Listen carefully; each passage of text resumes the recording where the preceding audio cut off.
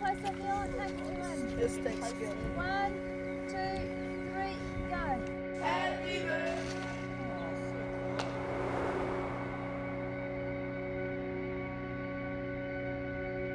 The friends I've made. The friends I've lost. The sunny times. The dark times.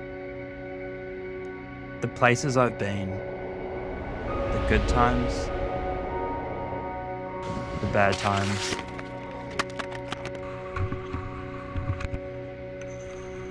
The big hills. The small hills.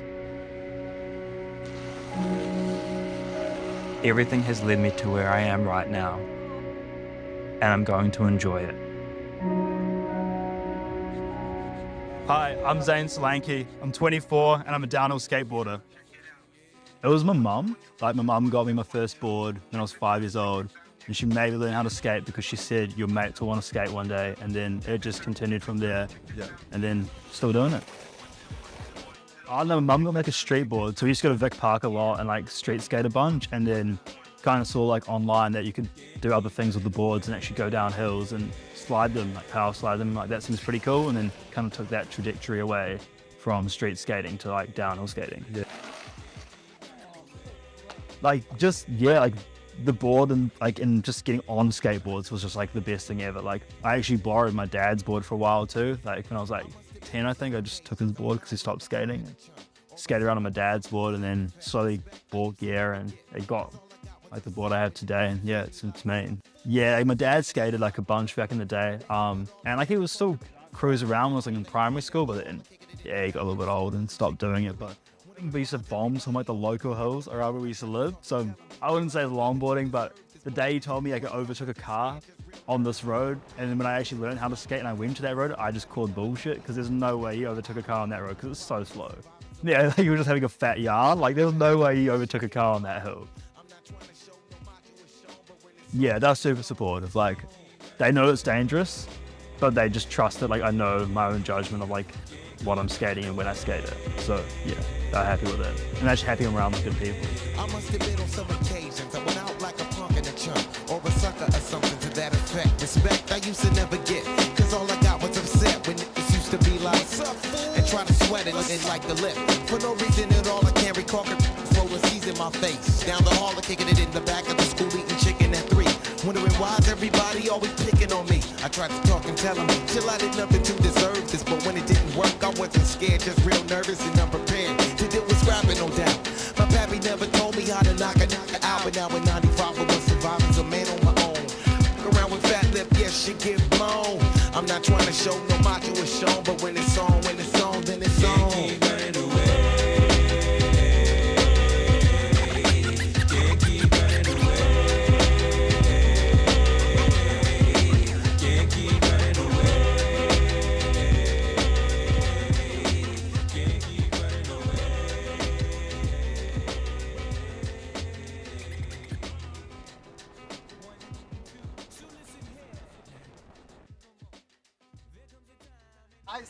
I pushed it a little bit too hard because these guys have had heaps of years of skating, and I decided to try and skate and keep up with everybody, and yeah, I paid the price.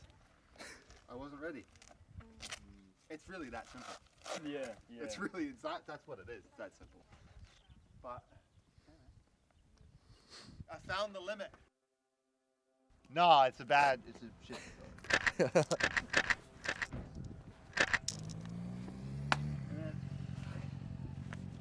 So they drill a hole, yeah. They put a rod down your leg. I don't know what he's gonna do with this. I hope it's nothing bad.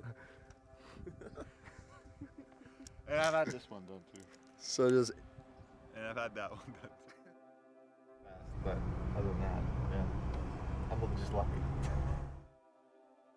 Yeah, it's like a reality check. And then at the same time, it also makes you realize that like everyone, like anything can happen to anyone at any point in time. And just because it's in skating, it seems like a freak idea. But like if you look at cyclists, like it happens all the time, but it's not in the news because cycling's normal. Yeah. But skating isn't normal, so it's in the news. Yeah. I don't know. I feel like you just want to learn correctly, I think, is the main thing. Like for anyone like wanting to do it, I think the biggest thing we've always told people and like kids is like, you just want to be safe, like a helmet and gloves. So I feel like it's just like training the right way makes it safe. So like skating with us actually makes it safer because we'll show you the right way of doing it. People who are like sort of like, I can just do it myself. I was like, yeah, you can, but like there's so much resources there if you know where to go to help you out. One, like there's like the tips from people who've been doing it for ages, like to show you how to do it, like so you don't get wobbles and all those sort of things and setting up your boards. And also just like, and safety in numbers, like just straight up, like if a car sees like 5 or 6 things coming down the road, they're more likely to see them rather than like an individual that just whizzes by. It's probably like a blur. And then on top of that, it's just like, it's more fun. Like the more of you, the better. So like, it's definitely better in that sense. It'd probably be like the change of like the perception of the general media on skating. Like over the last, I think, 6 months to a year, me and my mates, like the stuff we've filmed for me and like roads I've done has like changed how the public views skating. Cause like there's quite a few newspaper reports, like articles, like live TV interviews. Heard of adrenaline junkies, but this is something else. Take a look. And like actually going to explain like the nuts and bolts of what we do, and like it's not dangerous like as anything else like on the road. Like anything on the road is quite dangerous, and like we're no different. But the fact that it's a community and we're trying to have fun, and we are people, like people think you're some crazy bugger. There's like no one behind the helmet, but like everyone's like, we're all just like other students, and like there's anyone else that's having a good time, and like it's something you enjoy. So I think that was probably my biggest thing, is like changing that perception. Like it's probably the biggest good repercussions for skating in the last like year. That's probably my biggest achievement, probably I would say, is changing that. And then qualifying for the World Skate Games this year for Visit New Zealand was like probably another one that I've put along. Got the camera on and Yeah, bro, yeah.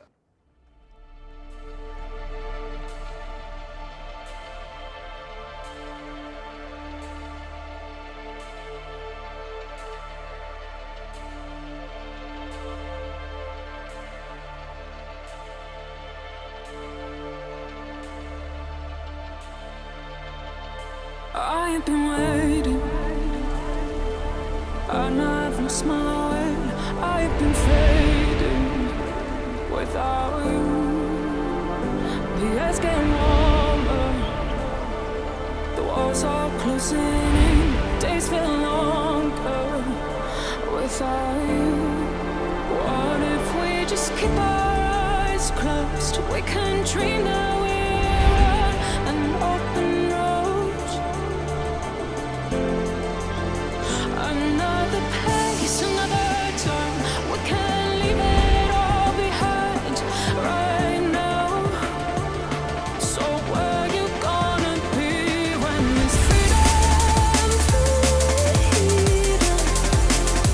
freedom comes? Where you gonna be when it's freedom, freedom comes? So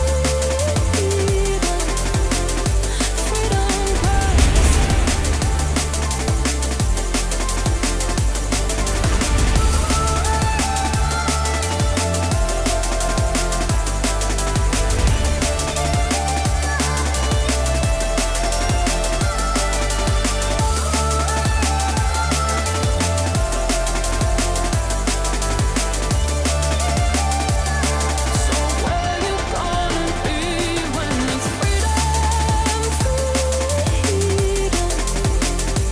freedom comes? Where you gonna be when it's freedom,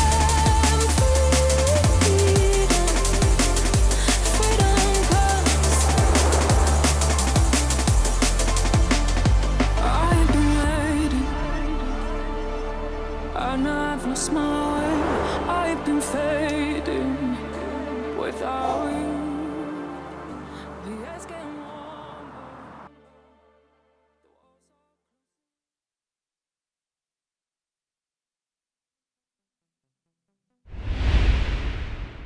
I would say it's pretty much my life, yeah. Yeah. It's like the freedom is unreal. It's like super tunnel vision, and you're so like in the moment and just enjoying the ride. Like, nothing else comes into your mind. So. it's like a bliss. And then if it's a scary road, it's like a bit of terrified, but like it's mainly just a bliss. Like you're just in like a super like flow zone. It's just, yeah. Community, like definitely the community, like just hanging out with your mates or like meeting new people, getting to really cool places and scenery, because you always like have to have elevation for a hill. So like you're always somewhere with like mean scenery. Like also just the thrill of it. Like if you like board sports, like it's another one just to tick off the list. Like it's cool. And I don't know, like it's a pretty unique feeling. Like I've tried a few other different sports and board sports, and I don't know, I think like something about like flying down on concrete, like pavement, is quite unique. It's like a little bit counterintuitive, I think it seems. So yeah, it's quite nice. Yeah. I mean, it's made me pretty broke because I spent a lot of money on it and like traveling around. But I don't know, it's shaped the way like I view what's important to me and like my mates, like what is actually important in an experience. Yeah. And it's also like pushed me to push my own boundaries, like trying to do things that no one else has done on a board, or like in New Zealand, like different hills.